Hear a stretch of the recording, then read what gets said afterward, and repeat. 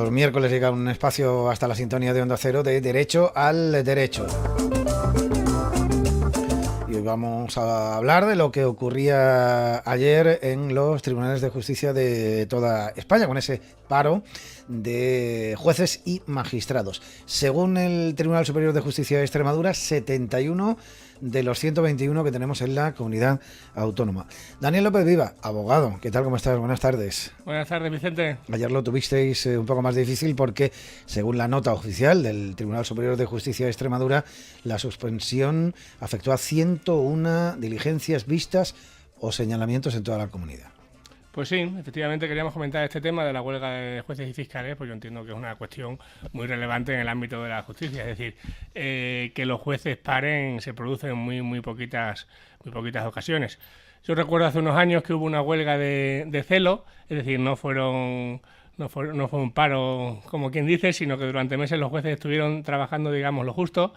Y sí que es cierto que provocó un atasco considerable. Un caos, ¿no? Sí, esta vez estamos hablando de un paro de un día, como tú bien has dicho, que por lo que se ve pues ha tenido bastante seguimiento. Se habla de un 58% de los jueces que son los que han parado y de un 86% de fiscales, es decir, una cifra bastante relevante. De estas movilizaciones que ha habido, lo curioso es que ya en el programa hace meses nos habló... Te iba a decir que la exclusiva la diste tú en este espacio, cuando vino aquí, además el portavoz de la Asociación de Jueces, creo Francisco de Vitoria era, o de Jueces por la Democracia, no recuerdo, que estuvo aquí con nosotros, portavoz, y fue el que anunció que se iban a empezar a hacer paros de este tipo, ¿eh? Sí, fue don Raimundo Prado, magistrado del Tribunal Superior de Justicia de aquí de Cáceres y presidente de la Asociación de Jueces Francisco de Vitoria, que nos comentó, creo que fue en el mes de febrero, pues que se habían estado reuniendo las tres asociaciones principales de jueces de España y que habían decidido pues que iniciar una serie de paros. Bueno, sí. A mí me gustaría entrar sobre todo en el origen del conflicto. He estado repasando un poquito las reclamaciones que se hacen desde este colectivo. Veo reforzar la independencia judicial, que era uno de los asuntos que comentaban aquí, la modernización de la justicia, asuntos que hemos tratado, ¿no? El tema de retribuciones, que siempre está, la racionalización de todo lo que es el personal, cargas máximas de trabajo, como tú decías, bueno, pues tienen bastante. Hay un sistema de plazos máximos y la supresión de magistrados. Piden la derogación de ambas cosas. Muchas reivindicaciones encima de la mesa, ¿no? Pues sí, hay muchas reivindicaciones y la verdad es que la justicia necesita una mejora. Hoy está aquí con nosotros José Manuel García Salas, compañero del despacho. Buenas. Buenas tardes, Daniel. Buenas tardes, Vicente. Ahora sí, esperaros que hablamos.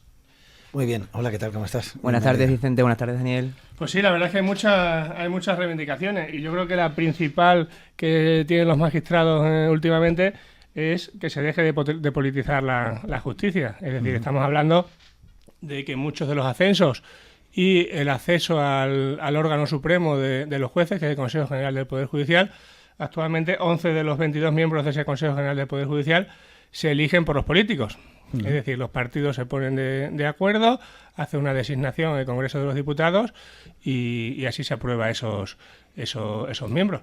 Claro, lógicamente, siempre que habrá una mínima duda de parcialidad cuando a ese señor que ha ascendido al Consejo General del Poder Judicial, pues no ha ascendido por sus propios méritos, sino por haber sido designado por un partido. Esa es la principal reivindicación, quizás, y la que nos comentaba aquí Raimundo Prado cuando vino, porque ya digo, lo lógico, y le parece lógico a todo el mundo, es que si la independencia judicial es uno de los principales valores que debemos perseguir en una democracia, que lógicamente esos jueces asciendan a estos cargos por sus propios méritos, no por haber sido designados por un partido. De hecho, estaba leyendo que ellos piden que se retiren inmediatamente las enmiendas que se han presentado a la ley orgánica del Poder Judicial, porque dicen eso, que coartan el ejercicio de la función judicial y parcial de ciertas competencias, ¿no? Es decir, que hay una politización evidente en todo, ¿no? Sobre todo hay muchas quejas en cuanto a la Fiscalía. Sí, a ver, lo que sí hay que dejar claro de principio es que la Fiscalía sí que depende del Gobierno. Sí. ¿De acuerdo? Es decir, el Gobierno nombra al Fiscal General del Estado y le puede dar ciertas instrucciones sobre qué delitos quiere perseguir más, cuáles menos y demás. El Poder Judicial no. El Poder Judicial tiene que ser totalmente independiente. Y es que debe ser así, lo pone en la Constitución.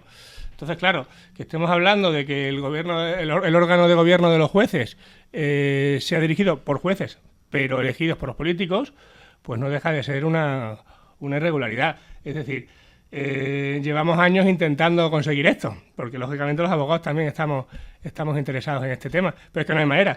De hecho, el ministro catalá ayer dijo que sí, que las reivindicaciones las tenían en cuenta y que estos temas estaban en el Parlamento. Claro, ya sabemos que con la composición actual del Parlamento, estos temas pueden estar en el Parlamento 20 años y que nunca se cambie el tema de la composición del Consejo General del Poder Judicial.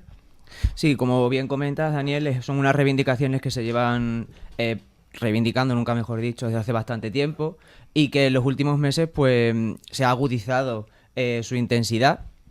Y concretamente yo creo que la guinda del pastel ha sido precisamente un último caso muy mediático, la conocida como sentencia de la manada, Sí. Cuya resolución fue ganadora de críticas del ministro de Justicia, y precisamente por esa crítica que el propio ministro realizó a Vox Populi, pues es lo que ha llevado, yo creo, ya a, como bien estamos comentando, el paro de jueces y fiscales, precisamente para el punto más importante, pedir precisamente su independencia del poder político. Pues sí, es cierto que los jueces también se quejan mucho de eso. Claro, pues se supone que el ministro de Justicia debería ser el primer defensor de la Administración de Justicia. Y ya sabemos cómo actuó. Es decir, dijo que uno de los magistrados del Tribunal Superior de Justicia de Navarra que tenía ciertos problemillas. En fin, no parece la forma más correcta de apoyar al Poder Judicial. Si no vas a apoyar, pues yo prefiero que se hubiera callado, la verdad, que parece más acorde a su cargo. Declaraciones no muy afortunadas que además luego se agudizaron cuando, digamos, se nombra, creo que era esa comisión un poco del tema de violencia de género, y en esa, no sé si es comisión el nombre, todos los que hay son hombres, ¿no? Y al final han tenido que retirar esa composición para decir, oiga, este tipo de cosas tienen que tener digamos, un perfil más femenino, mucho más entendible, ¿no?, de mujeres en este tipo de casos de violencia de género. Pero yo digo, hay muchas críticas en todo esto, sobre todo por la falta de independencia, basada sobre todo en el tema del Consejo General del Poder Judicial y en el tema de la Fiscalía. Es un poco lo que más nos llega a los medios, porque en el tema de la Fiscalía tengo que decir, desde mi punto de vista, que es evidente esa falta de independencia, ¿no?, y esa subjetividad absoluta cuando alguien nombra, ¿no? Lo estamos viendo en los casos más mediáticos, bueno, pues cómo se desechan o cómo incluso se archivan o se pide el archivo, en fin, un tipo de algunas decisiones que sorprenden al ciudadano cuando a lo mejor todo el mundo ha visto claro, como, no sé. Sí, ya digo, la diferencia fundamental es esa. Legalmente el Poder Judicial tiene que ser totalmente independiente. La Fiscalía sí es cierto que puede recibir ciertas órdenes del Gobierno. Luego también nos hemos encontrado algunos casos, no recuerdo ahora mismo exactamente a qué caso concreto me voy a referir, en que ha habido incluso divergencias entre el fiscal jefe y los propios fiscales que llevan el caso. Es decir, que uno decirle que hay que retirar la denuncia, los fiscales que llevan el caso seguir adelante, porque la independencia fiscal también está ahí y también existe. Es decir, un fiscal que lleva un caso es autónomo para poder decidir si quiere seguir acusando, si va a pedir el archivo o cómo tiene que actuar. Entonces, pues ese conflicto de intereses siempre está ahí, pero ya digo, el fiscal general del Estado lo elige el Gobierno, y esto es así. Sí. Oye, ¿cómo afectó ayer a los abogados este paro? Si se suspendieron 101 vistas, señalamientos y diligencias, no sé si ayer teníais algún juicio, si la gente optó por decir, bueno, vamos a dejar un poco pasar la jornada de paro, ¿cómo fue? No, ayer concretamente no. Ayer tuvimos un día en el despacho de reuniones y hacer demandas, pero no tuve juicio. A ver, también es cierto que muchas veces cuando se plantea un paro de este tipo no se ponen juicios adrede. Es decir, estamos hablando de que las vistas se señalan a lo mejor mes y medio, 2 meses antes, o a lo mejor 6 meses antes, depende del juzgado y del trabajo que tenga que estemos hablando. Entonces, muchas veces cuando se ve que va a haber un acto de este tipo y que lógicamente el juez lo va a seguir, pues simplemente no se señalan vistas para ese día.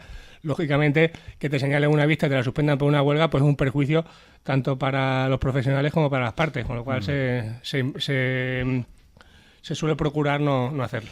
Claro, no solo en el tema del Consejo General del Poder Judicial, ¿no?, y digamos un poco esta politización que se denuncia, sino también en el caso de los magistrados. De hecho, creo que hay algunos designados por los parlamentos autonómicos que las asociaciones de jueces, que son los convocantes, ¿no?, de este paro, dicen que se suprima, ¿no?, y que se objetivice el nombramiento de este tipo de altos cargos judiciales, ¿no? Sí, como bien comentas, dentro de la independencia del Poder Judicial, concretamente lo que se pide es que se supriman los magistrados designados por los parlamentos regionales y que sean designados por los propios jueces para ocupar esos puestos. Así ocurría también, como has comentado antes, en el Consejo General del Poder Judicial, y es que lo que se pide es, de los 21 miembros que lo forman, que 12 puedan ser elegidos de entre ellos, de entre los propios jueces, para poder ocupar esos cargos. Yo veo difícil que el poder político, que tiene capacidad de influir o de intentar tener algo de peso en algunas decisiones judiciales a través de la Fiscalía o a través del Consejo General del Poder Judicial, quiera soltar ese amarre o ese agarre, ¿no?, que tienen. Le pasa un poco con la discusión que tenemos ahora.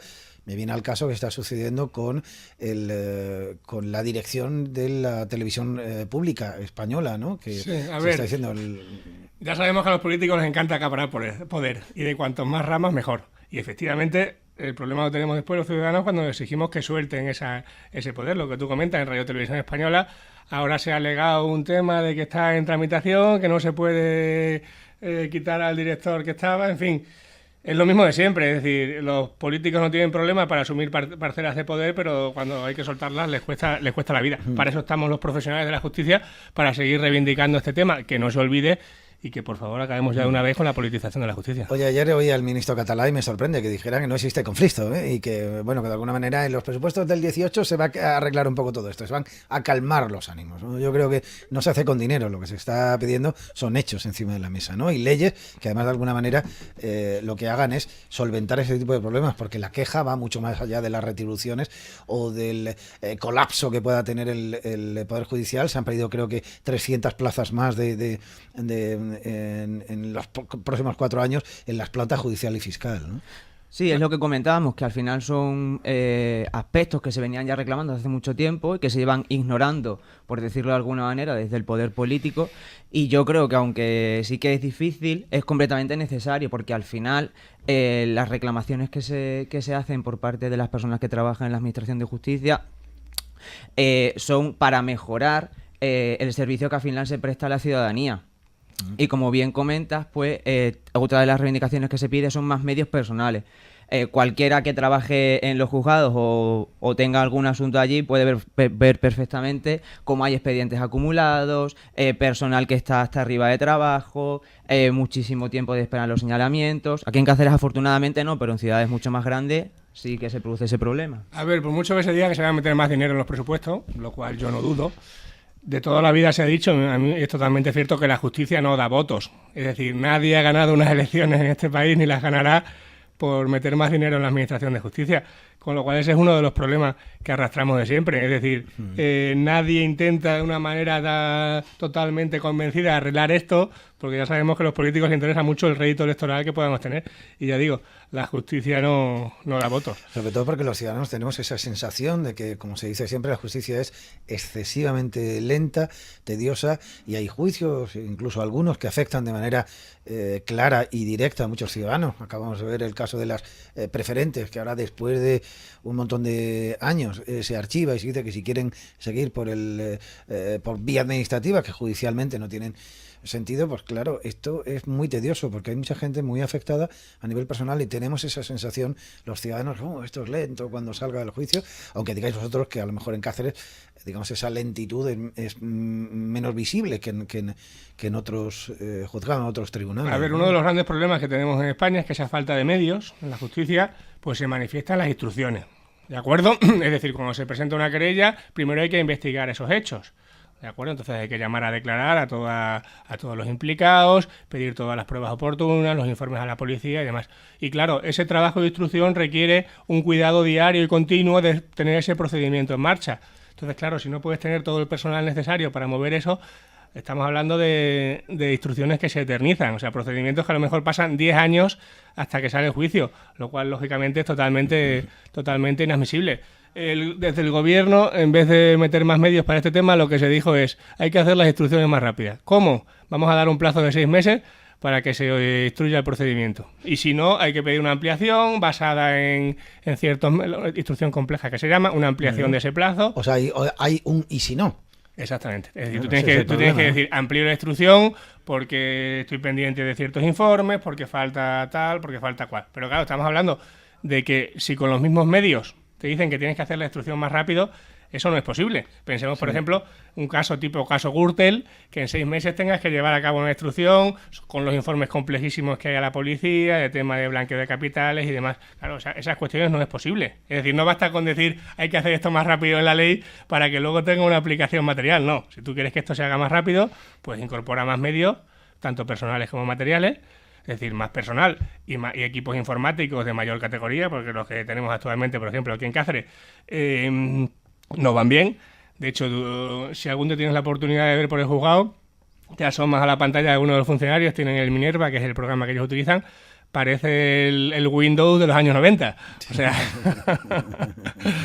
de ratón prácticamente ni hablamos, son todo ventanitas en las que meter texto. Por eso digo, efectivamente, necesitamos que el gobierno se decida de una manera clara a arreglar la justicia. Y ya digo, como la justicia no da réditos electorales, pues me extrañaría mucho que se hiciera. Sí, ¿alguna cosa más? Sí, no, precisamente como comentabas, Daniel, respecto al plazo establecido para realizar las instrucciones, es otro de los aspectos que reivindican que se elimine. Se estableció un plazo en el 2015 con una reforma legislativa, un plazo de 6 meses, como bien has comentado, ampliable hasta 18 meses en caso de que se declare compleja, y es otra de las cuestiones que también se solicita que se vuelvan a eliminar. Bueno, de momento ha estado ese paro, no sé si se repetirá, la idea creo que es repetirlo mientras no se solucione el problema. De aquí en un tiempo sí te propongo que un día hagamos aquí una clase un poco didáctica, ¿no?, de cómo va esta pirámide de la justicia, que aquí en España comienza con no sé si es el Tribunal Constitucional o el Tribunal Superior de Justicia, es decir, en este escalafón por el que van pasando los distintos. ¿Cómo funciona? Muchas veces los ciudadanos nos perdemos, ¿no?, entre los juzgados diferentes que hay, ya sea administrativo, el de lo contencioso, el judicial, y luego los procesos que lleva. Cuando uno dice, no, es que ahora he recurrido al Supremo no, he recurrido al Tribunal Superior, no, es que esto va a ir al Parlamento, al Tribunal Superior Europeo. Esta cosa es que si en esta piscina no me puedo bañar, me voy a la siguiente, y esto es casi eterno, ¿no?, porque además se hace con total... no voy a decir impunidad, creo que no es la palabra, pero hay gente, cuando tú ves claro que hay gente que tiene muchos medios y recurre de forma sistemática, ¿no? Sí, bueno, tú piensas que salvo en vía penal, que lógicamente cuando nos enfrentamos a un delito no suele haber condena en costa, en el resto de las jurisdicciones cada uno de esos recursos al que pierde le cuesta dinero. Ya. Es decir, tanto pagar su abogado como pagar al contrario. Mira, respecto a esto que me planteas de, digamos, el escalafón de tribunales en la justicia, llevaba tiempo pensando una cosa y yo creo que la vamos a aplicar. En vez de explicar yo cuál es ese escalafón, vamos a traer un juez de cada jurisdicción, uno de civil, de penal, de social y de contencioso, y que nos explique exactamente cómo funciona, estas cosas que muchas veces nos perdemos, incluso a los periodistas nos cuesta muchas veces entender si es una reclamación, si está vía, si es recurrible, si no es recurrible, si el auto es firme, si no es firme. A ver, hay tantos procedimientos diferentes en todas las jurisdicciones que explicar cada uno de ellos necesitamos muchos programas. Bueno, no tenemos prisa. Y puede ser muy farragoso, pero bueno. Te hago esa petición, si te apetece, yo encantado de que vengan aquí jueces de todo tipo. Ya pensaré cómo hacerlo para que no sea muy aburrido. Tengo una pequeña duda que te quería comentar. Estos días estamos viendo, además, esta polémica, esta denuncia que ha habido de una madre con el maltrato a un niño autista. Se han presentado unas grabaciones que ha hecho una madre utilizando una grabadora que le puso en la mochila a su hijo. Creo que la policía lo ha admitido como prueba. Yo pregunto, este tipo de pruebas que no, digamos que se han obtenido de manera ilícita, voy a permitir porque no estaba, no había autorización ni nada, ¿son luego admitidas, suelen ser admitidas por los juzgados o no? A ver, pues lo cierto es que ha pasado de todo. No sé si no hay una fórmula que diga las pruebas tienen que ser tal, de esta manera. A mí ha habido varias veces que me las han admitido. Es decir, me han obligado incluso a llevar al juzgado un dispositivo para que se pueda escuchar, que habitualmente son grabaciones realizadas con el móvil, pero sí, lo cierto es que se pueden admitir. En la jurisprudencia ha habido mucho debate. No sé si os acordáis hace años aquel caso que hubo del padre Coraje. Sí. Un señor que no sé si su hija murió, pero se infiltró una red de droga y demás. Y grabó. Exactamente, ese señor tenía horas de grabaciones y creo que a raíz de ese procedimiento se creó jurisprudencia en el sentido de que efectivamente esas grabaciones podían ser admisibles. De hecho, creo que ayer oía al abogado diciendo que pedía a la policía que limpiase las grabaciones para que fueran mucho más audibles. Bueno, al fin y al cabo, cuando las escuchamos en el móvil, es difícilmente interpretable, ¿verdad? Tú puedes decir, no se entiende bien, aquí no dice esto, dice lo otro, ¿no? Claro, además el problema siempre de una grabación realizada sin el consentimiento de la otra parte, que obviamente es la que te va a dar algún material de prueba, pues si la otra parte sabe que le estás grabando, no va a decir nada inconveniente. Claro. Siempre puede dar lugar de que se hayan cortado pasajes, en fin, que se hayan pegado otros y se haya cambiado la interpretación de la frase. En fin, ese es el problema que suelen tener las grabaciones, que no vienen realizadas, lógicamente, por la policía, que siempre cabe una cierta sombra de duda de que se puedan haber editado. Tenía esa duda, te lo preguntaba, no estaba yo muy seguro que se pudiera utilizar, digamos, esta prueba, ¿no? Al fin y al cabo es una prueba, ¿no? Se llama... Sí, claro, y por lo que tengo entendido, en ese caso además es la prueba principal, lógicamente, porque... Y la denuncia parte de las grabaciones que la madre recoge en esa, digamos, grabadora que introduce en la mochila de su hija, una niña autista de 13 años, recordemos, porque sospechaba que... Entonces esto le da pie luego a denunciar el tema. Ya te digo que el abogado ha pedido que la policía, a través de los equipos que tiene, las limpie para que puedan ser audibles y bueno, se contemple como prueba. Claro, supongo que lo que comentaba, limpiarlas y también certificar que efectivamente no ha habido ningún empalme, ningún corte, que no edición, se ha dejado ningún que no se han párrafo. editado. Exactamente, claro, eso es muy importante. Bueno, pues nada, hoy programa hablando de ese conflicto de ayer, ya les digo, 71 jueces y magistrados secundaron la jornada de paro en Extremadura, 121 en toda la comunidad, un número importante si se tiene en cuenta, bueno, la gente que siguió esa jornada de protesta, que veremos en qué termina. Ha dicho el ministro que conflicto no hay. Y si lo dice el ministro... Hombre, los ministros de Justicia del PP, digamos que no están teniendo muy buena racha. Yo recuerdo siempre a Ruiz Gallardón, que puso las tasas judiciales y luego tuvo que quitarlas corriendo porque el Tribunal Constitucional las iba a tumbar, con lo cual ya digo, Catalá digamos que tampoco está entrando con muy buen pie. www.lopezdivas.abogados.com, ahí tienen toda la información que necesiten y también el audio de estos programas en ese canal de YouTube con este influencer del mundo de la abogacía que ya decimos. Daniel López Vivas, un placer. Hasta luego. Adiós. Hasta luego.